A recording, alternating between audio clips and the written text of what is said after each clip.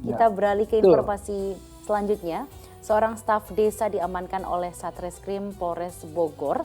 Pasalnya pria dengan jabatan Kasih Pelayanan Desa ini diduga telah menyelewengkan dana bantuan sosial tunai atau BST dengan total dugaan penyelewengan sebesar 56 juta rupiah. Adanya laporan dari warga desa Cipinang, Kecamatan Rumpin, Kabupaten Bogor, Jawa Barat tentang dugaan penyelewengan dana bansos yang dilakukan oleh staf desa menjabat sebagai Kepala Seksi Pelayanan Masyarakat. Dari laporan ini, petugas kemudian melakukan penelusuran dan penyelidikan. Hasilnya, setelah mengumpulkan semua bukti yang diperlukan, pelaku dapat diamankan. Modus pelaku dalam penyelewengan dana bansos ini adalah dengan mencatat nama penerima bantuan yang sudah meninggal dan sudah pindah alamat. Satu orang itu mendapatkan 1.800.000 itu per orang. Ini kan 30 orang. Jadi satu orang mendapatkan 2 kali beli 3.600.000. Nah, uang ini kemudian oleh tersangka untuk para orang yang menjadi figuran ini mendapatkan 250 tiap orang. Jadi 15 orang ini mendapatkan 250.000 dari tersangka. Kemudian selebihnya digunakan oleh tersangka. Karena ulahnya, pelaku dijerat Undang-Undang tentang Dana Sosial dengan ancaman pidana maksimal 5 tahun penjara. Asep Solihin melaporkan dari Bogor, Jawa Barat. Nauzubillah, dana yang seharusnya diberikan untuk masyarakat yang sedang membutuhkan di masa seperti saat ini justru diselewengkan oleh beliau. Nah Ustadz, ini seperti apa sih hukumnya menyelewengkan dana masyarakat demi kepentingan pribadi?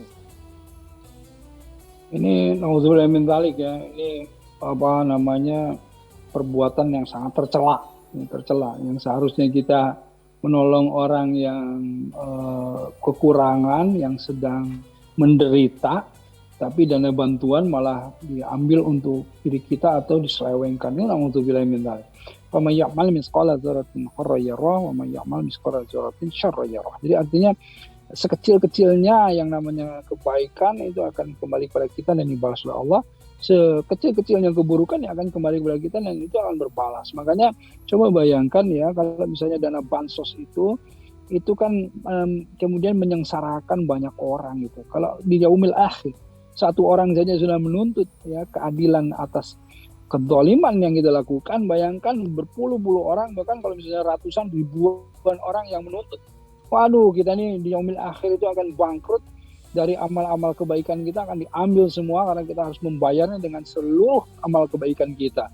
Dan jadi hal yang kemudian sangat merugikan gitu ya, sangat merugikan. Nah, karenanya ingat konsepnya itu harus ada namanya visioner konsep akhirat, konsep masa depan, bagaimana kehidupan setelah kematian. Kalau misalnya kita hanya berpikir hidup hanya ketika kita hidup di dunia ini ya akhirnya gitu.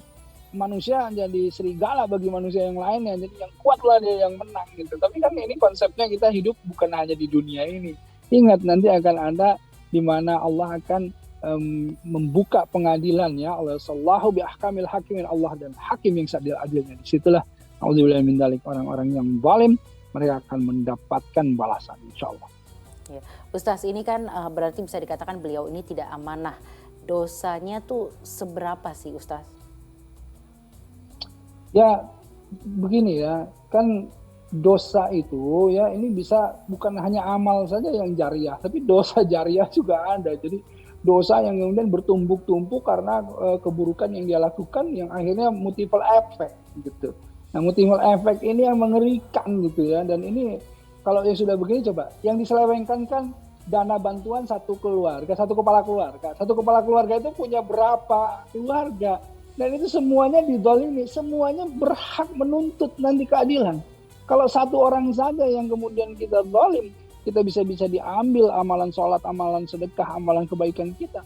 Apalagi satu keluarga itu. Nah kalau misalnya satu desa, itu berapa kepala orang, kepala keluarga dan berapa keluarga di situ jumlahnya. Kan itu yang nauzubillah min dzalik. Jadi kalau kita mau hitung-hitungan gitu ya, tidak akan terhitung itu.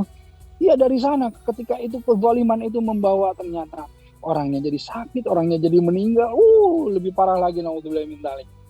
Coba, bisakah kita menanggung itu semuanya? Nggak bisa, nggak mampu kita, nggak akan tahan kita menerima balasannya. Nah karenanya cobalah berpikir ke sana sebelum kemudian mengambil yang bukan hak milik kita, apalagi ini dana bantuan 2 kali lipat, itu dosa-dosanya berkali-kali lipat. Nauzubillah.